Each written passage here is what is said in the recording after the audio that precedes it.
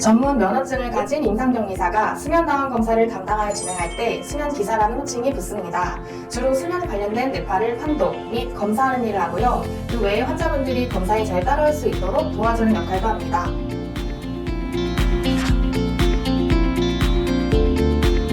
수면다원 검사는 수면 관련된 모든 이벤트들을 관찰하는 검사입니다. 그래서 부착해야 하는 센서들이 많은데요. 머리와 얼굴에 총 14개의 전극을 부착하고 그 외에도 손가락, 다리, 목에도 센서를 부착해야 하기 때문에 환자 한 분당 20-30분 정도 소요됩니다. 전극 부착 완료 후에는 해당 검사실로 이동하여 수면을 시작하게 됩니다.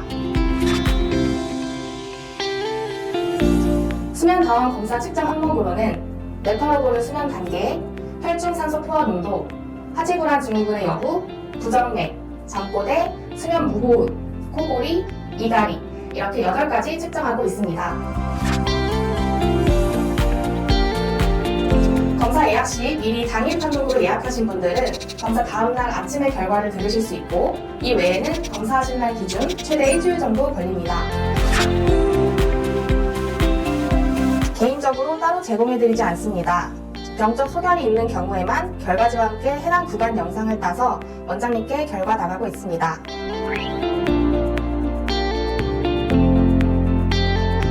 보호자 침실이 있는 검사실은 한 개입니다. 소화나 거동이 불편하신 분들만 보호자 침실 예약이 가능합니다. 방마다 에어컨 리모컨이 구비되어 있어 자유롭게 온도 조절이 가능하나 검사 중에는 안 보일 수 있습니다. 검사 시작 전 적정 온도를 맞춤을 시작하며 중간에 불편 시에는 따로 호출벨 있습니다. 높고 낮은 베개 사이즈는 있으나 큰 차이는 없습니다. 예민하신 분들은 개인 베개 지참해주세요.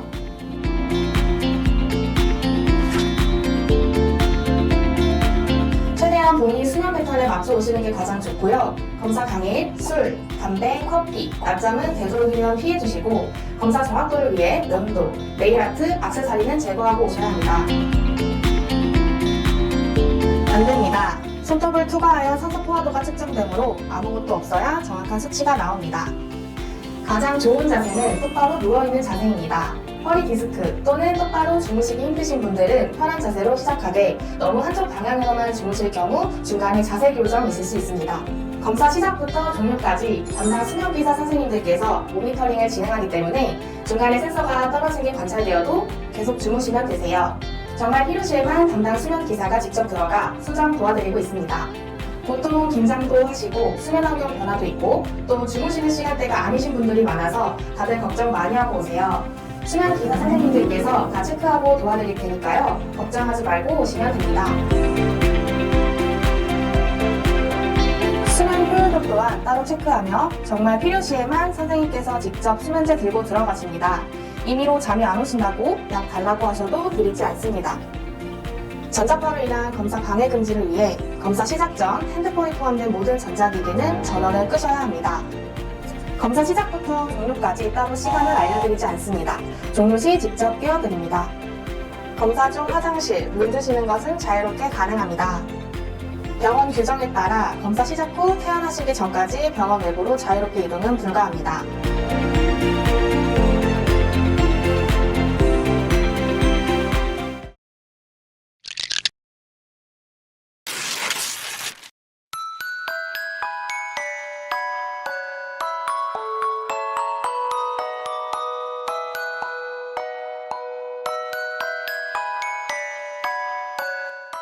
네, 어디 불편해서 오셨어요?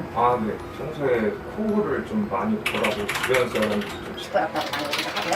아침에 일어났을 때 통도 약간 기분이 조금 찝찝한. 최근에 체중 변화 같은 건 없었나요?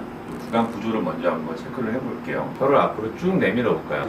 코 물지 않는 사람은 혀하고 목젖 사이에 공간이 많아요. 목젖이 다 보이고 뒷벽도 같이 보이는 걸 볼 수 있는데 환자분 같은 경우는 목젖이 잘려서 안 보이죠. 일단은 수면 검사 관련돼서는 밖에서 안내를 해드릴 거고 검사 일정 조율이나 방법에 대한 설명을 일단 듣고 가시죠. 그래서 더 안내를 해드릴게요. 네, 알겠습니다. 네. 보통 저희가 7층, 9층, 2층이 2개가 있는데 원하시는 날짜 말씀해 주시면 저희가 그냥 잡아드릴 거예요. 보통 밤 9시에서 10시 사이에 내원하셔서 다음에서 5시 정도에 끝나시고요. 저희 검사 당일날은 낮잠 피해주시고요. 술이나 담배, 카페인 등을 주무시기 한 3-4시간 정도도 피해주시는 게 좋으세요. 당일날 파마나 염색, 그 다음에 두피 시술 이런 건 피해주시는 게 좋으시고요. 남성분들 같은 경우는 저희가 턱에도 이렇게 센서를 붙여요. 그래서 꼭 면도하고 내원해 주셔야 되세요. 검사 당일에는 머리 감고 오시는데 대신 스프레이나 오일 이런 건 바르고 오시면 안 되시고요. 저희가 기본적으로 갈아입을 옷이랑 세면도 여기 적힌 건 다 준비가 되어 있어요. 일정 변경은 최소 일주일이나 3일 전에 말씀해 주시면 저희가 일정 변경해드릴 거고요. 검사 결과는 일주일 정도 걸리시고 만약에 행위사항 있으시면 이쪽으로 전화 주시면 되세요. 그 집에서 자는 거랑 다르게 자는 환경이 바뀌는데 그러면은 잠이 좀 안 올 수도 있을 것 같거든요. 못 주무실 경우에는 저희가 이제 집에서 편하게 주무시는 것처럼 그냥 방이다 생각하고 누워 계시면 보통 다들 대부분 주무시기는 하세요. 잠잘 때 꼭 똑바로 자야 되나? 저는 집에서 막 이제 옆으로도 자고 해가지고 그런 게 이제 그 상관이 있을지. 자세는 상관없이 집에서 주무시는 것처럼 똑바른 자세, 옆으로 주무시는 자세 다 하셔도 되세요.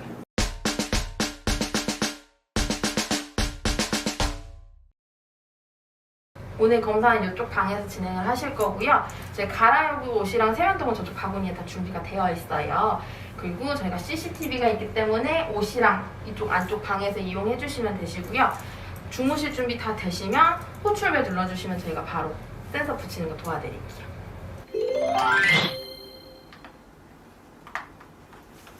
네, 저희 센서는 다 연결됐고요. 바로 방으로 모실게요. 네, 잠 안 오시더라도 주무시는 것처럼 누워 계셔야 되세요. 이쪽으로 오실게요.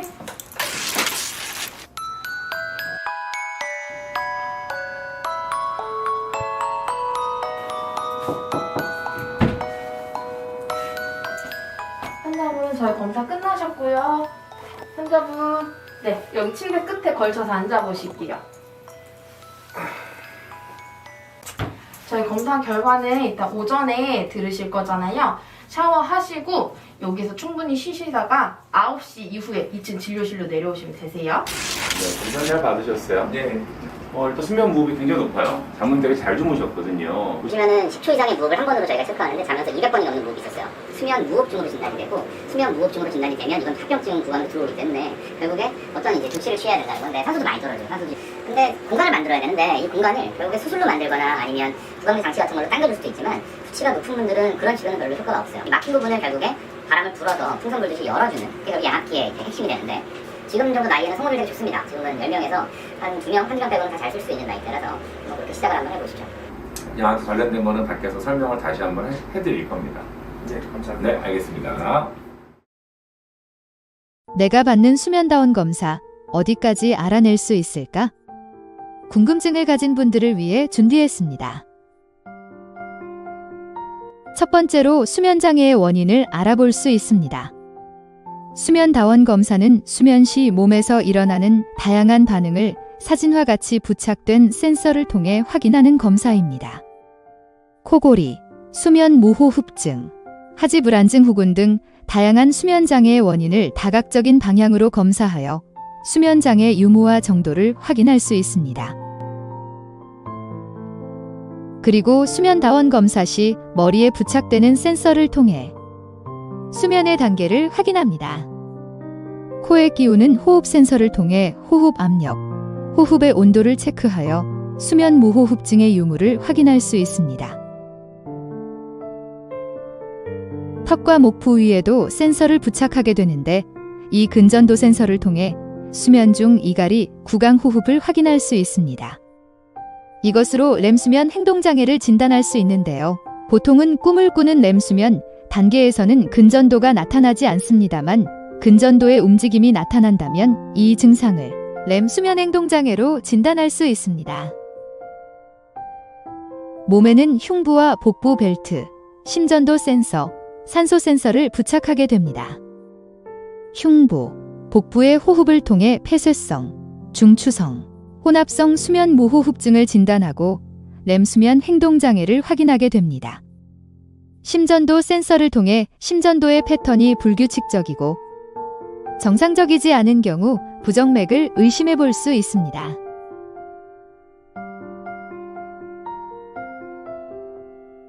검사 중 손가락에 끼우는 산소 센서를 통해 맥박, 혈중 산소 포화도를 측정하게 됩니다.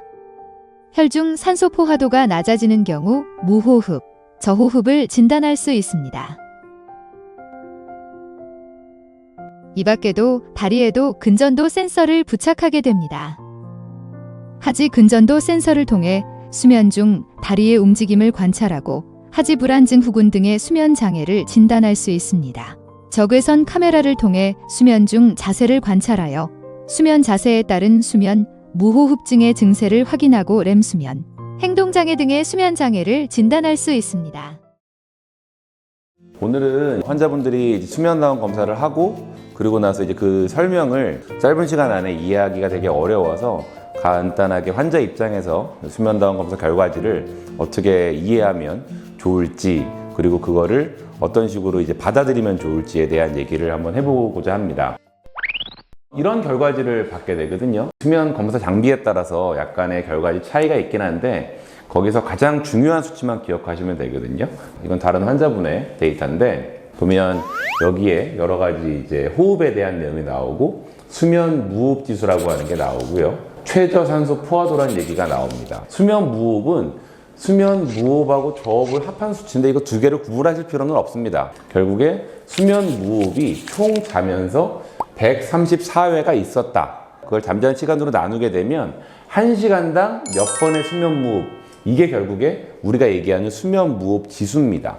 그 1시간에 10초 이상의 무호흡이 30번 정도 생겼다는 거죠. 일단은 30이라는 수치는 기억하셔야 돼요. 내 수면 무호흡 지수가 얼마다 라는 건 기억을 하셔야 되고, 그리고 최저산소 포화도라고 하는 게 있는데 이게 82%라고 나옵니다. 이게 되게 중요한 수치예요. 왜냐하면 정상적으로 우리가 수면 무호흡이 없는 사람 같은 경우는 한 96% 정도에서 이제 최저산소 포화도가 형성이 되는데 82%면 꽤 많이 떨어지는 거예요. 저희가 가정하기로 85%보다 낮게 되면 산소 포화도가 많이 떨어진다고 얘기를 하는데, 우리가 일반적으로 영화에서 보면 갑자기 응급 상황이 있죠. 막 띠띠띠띠 하는 그런 상황이 85% 이하로 내려가면 그렇게 이제 알람이 울리거든요. 이제 수면 무호흡 있는 사람들은 산소 포화도가 많이 떨어진다는 거죠. 기억할 거는 수면 무호흡 지수가 얼마다, 최저 산소 포화도가 얼마다, 이걸 기억해야 되고, 나머지 것들은 저희가 이제 참고하는 자료들인데 그것까지 기억은 다 하실 필요가 없습니다. 이런 그래프가 있습니다. 수면 무호흡 지수에 따라서 이제 중증도를 나눠 놓은 건데 정상은 5 이하가 되죠. 그러면 얼마나 많은 사람들이 수면 무호흡으로 진단받느냐? 실제로 한 10명의 코를 고는 사람 중에서 한 7, 8명은 정상군입니다. 대부분은 정상이라는 거죠. 하지만 병원에 오는 사람들은 이쪽이 더 많아요. 근데 우리가 병이라고 규정하는 이유는, 우리가 예를 들면 고혈압 같은 게 있잖아요. 혈압이 높다 그래서 본인이 불편해하진 않아요. 근데 문제는 혈압이 높은 상태를 오래 유지하다 보면 몸이 자꾸 망가지는 거죠. 당뇨도 마찬가지고요. 뭔가 단단한 돌에 물이 계속 떨어지다 보면 그게 구멍을 내죠. 나는 불편한 게 없는데 검사 왜 받아야 되지? 라고 생각을 하는 이유가 천천히 일어나다 보니까 나는 어떠한 변화를 감지하지 못하는 거죠. 고혈압, 당뇨나 마찬가지로 수면 무호흡 같은 질환들은 어떠한 작은 데미지를 축적시키는 거죠. 그래서 수면 무호흡도 어떤 수치, 즉 5라는 수치를 넘어가게 되면 얘는 질병으로 봅니다. 최근에 나온 논문 중에 하나인데요. 굉장히 많은 사람을 대상으로 수면 무호흡 중증도에 따라서 어떠한 문제가 생기는지를 데이터를 분석을 했습니다. 요거는 고혈압이거든요. 고혈압이 유발되는 비율을 보면 아무것도 없는, 수면 무호흡이 없는 사람은 15% 정도가 돼요. 근데 중증의 수면 무호흡에선 이 수치가 40%가 넘어가죠. 굉장히 많은 겁니다. 10명치면 4명이 넘는 사람이 고혈압으로 진단을 돼서 혈압약을 먹는다는 거죠. 당뇨가 생기는 비율도 보면 중증에서는 19% 정도가 되기 때문에 거의 20% 가까운 사람들이 당뇨로 고생을 한다. 경증에서는 쭉 올라가는 거 보이죠? 고혈압인 경우에 없을 때 15%에서 28, 31, 43%까지 올라가고, 당뇨도 없을 때에 비해서 10%, 13, 19% 뭔가 증가하는 부분이 있죠. 다른 데이터 한번 볼게요. 이거는 암을 갖고 있는 사람이 얼마만큼 이제 생존하느냐라는 데이터인데, 수면 무호흡 지수가 30이 넘어가는 사람은 생존율이 급격하게 떨어지는 걸 볼 수 있죠. 그리고 중등도 경증 없을 때에 비해서 보면 쭉 낮아지는 걸 볼 수 있기 때문에 이게 단순히 고혈압, 당뇨만 유발하는 게 아니라 분명히 어떠한 생존율하고도 연관이 있구나라는 거를 알 수 있습니다.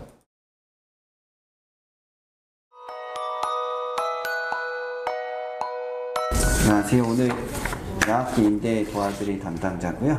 보니까 이제 수면 무호흡 지수가 좀 많이 심하신 편이더라고요.